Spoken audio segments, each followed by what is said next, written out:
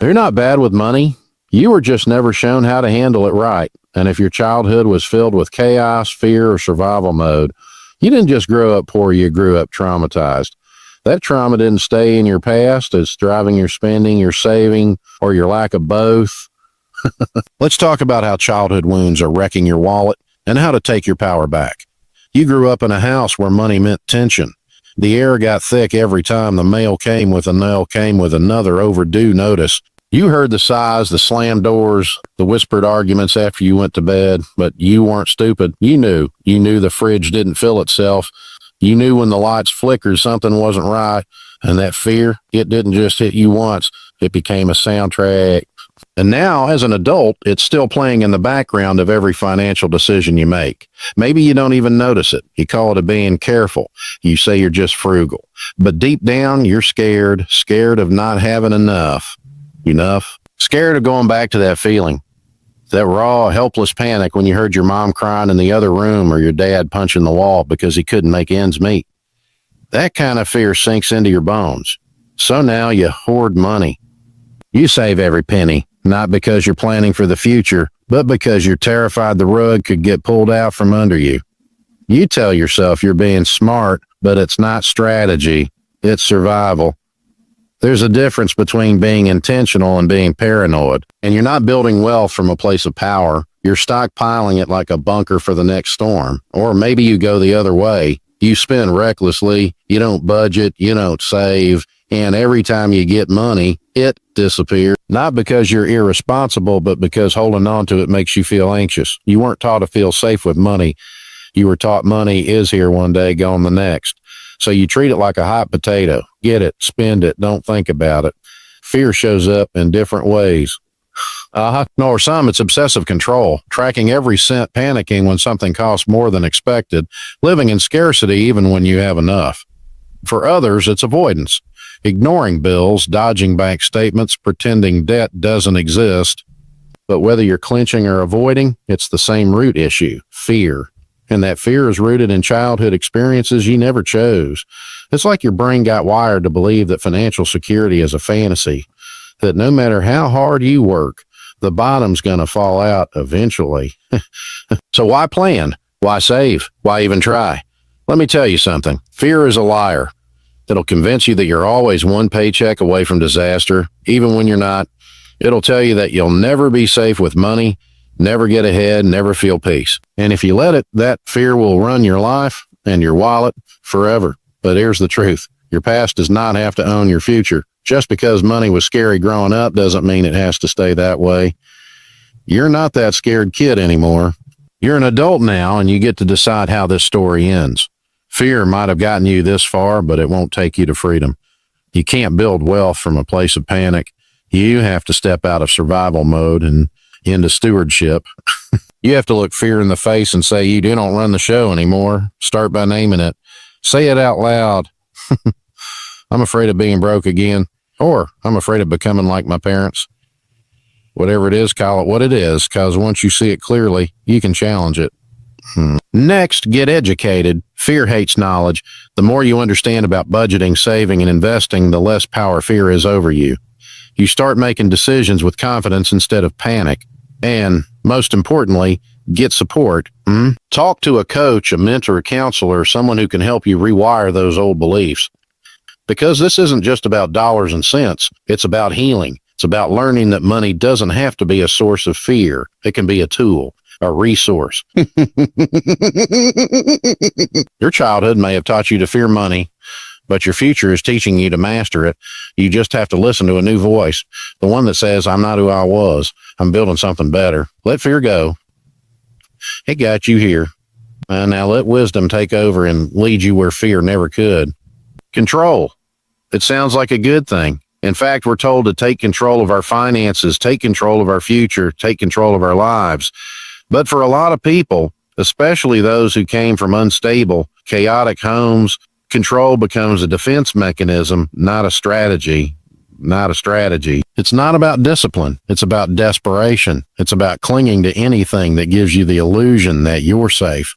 If you grew up in a house where everything was unpredictable, money came and went, Promises were broken. Moods swung without warning.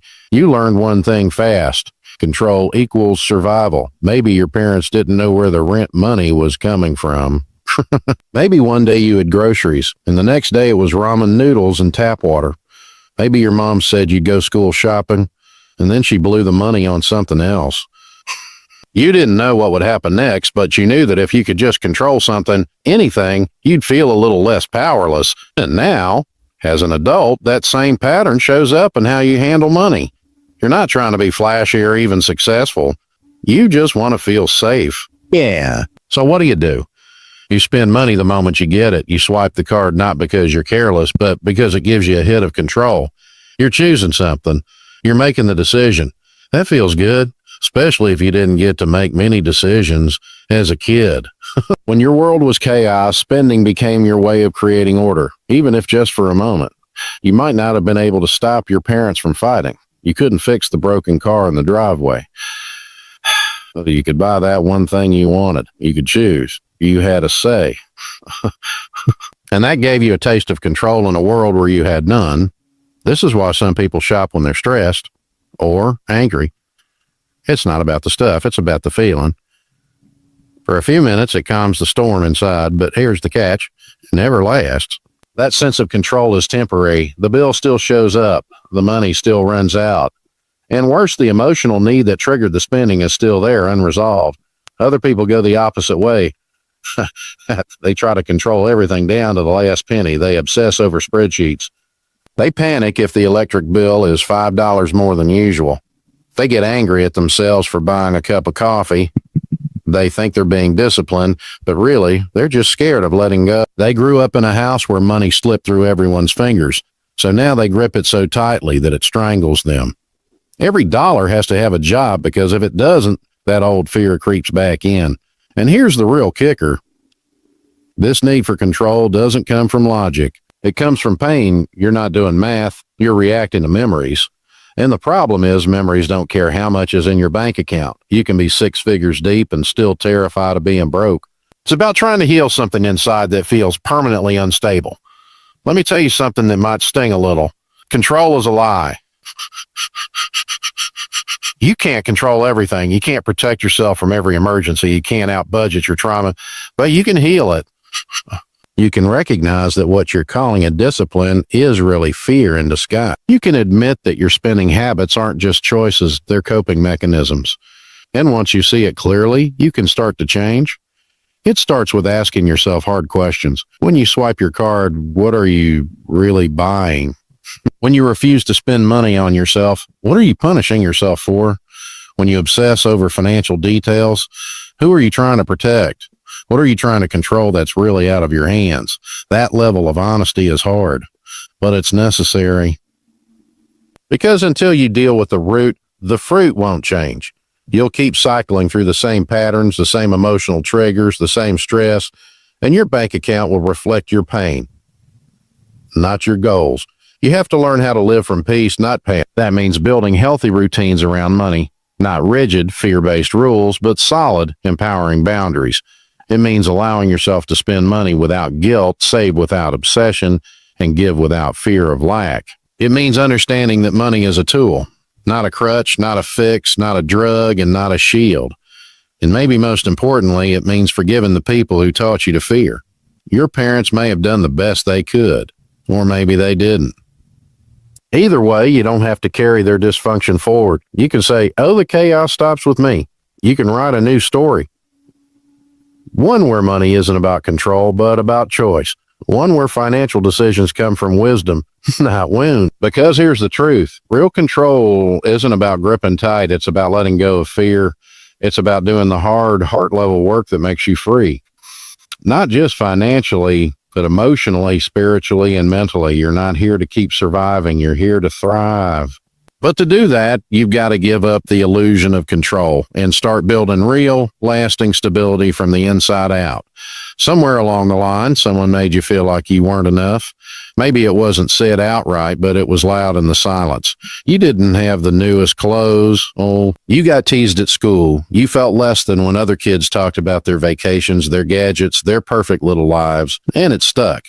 You internalized it. You started believing that your worth was connected to what you had or what you didn't have, that if you just had more, if you could just look the part, maybe you'd be enough. This is where so many people start to confuse money with self-worth. If you were made to feel small, you start chasing things that look big. You start trying to earn validation through what you buy. A new phone makes you feel like you belong. A designer shirt silences that voice in your head for a little while. You post the vacation pics not because you're proud, but because deep down you're still trying to prove something. You're still trying to prove something. You're still trying to outrun that feeling of a less than. And here's the thing, this isn't about greed. It's not about being materialistic. It's about pain. When a person feels unworthy, they look for something outside themselves to validate who they are. And our culture is more than happy to hand you 1,000 ways to buy a sense of worth. Cars, clothes, jewelry, watches, even debt. If it looks shiny, if it looks successful, it must mean you matter, right? But here's the problem. No amount of stuff can fix a broken identity. You can't buy your way out of insecurity. You can't dress it up, cover it up, or pay it off. If you don't believe you're worthy deep down, your money will never feel like enough because you don't feel like enough. So you keep chasing, you keep spending, you keep trying to impress people who don't even notice. And the whole time, you're digging yourself deeper into a financial hole. Think about it. How many times have you bought something not because you needed it, but because it made you feel seen? How many times have you upgraded, not because the old version was broken, but because the new one made you feel valid? That's not just marketing. Trauma talking. And it works. Temporarily. For a moment, you feel better. You feel like you're somebody. But then the buzz fades, the payment hits, and you're right back where you started, maybe worse. And now you're not just dealing with emotional debt.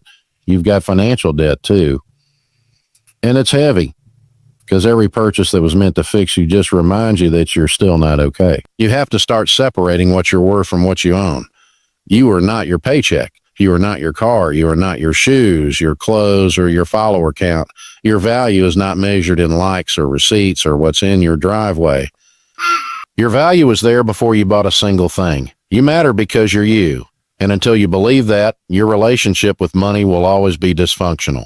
People who know their worth spend differently. They don't buy to impress. They buy to invest. They don't spend to prove, they spend with purpose. They don't feel the need to flex because they know who they are without the extra. Confidence is quiet. Insecurity is expensive. And if you're being honest, that's the hardest part. Learning to feel worthy without the proof. Standing in front of the mirror without the brand names, without the distractions, and still saying, I'm enough. That takes work. That takes work. That takes time. But that's where financial freedom really starts. Not in your budget. Not in your income, but in your identity. You've got to go back and rewrite the script. All those messages you picked up as a kid, you're not good enough, you're always behind, you'll never catch up. Those weren't true then, and they're not true now. The truth is, you were never broken. You were just believing broken ideas. And every time you spend to feel valuable, you're reinforcing a lie. You want real wealth? Start by accepting that you're already worthy. Start by making decisions from a place of confidence, not compensation. Start by understanding that you don't owe anyone an image. You don't have to look rich to build wealth. You don't have to prove anything to anyone. You just have to be real, be intentional, and be wise. Money is a tool, not a trophy.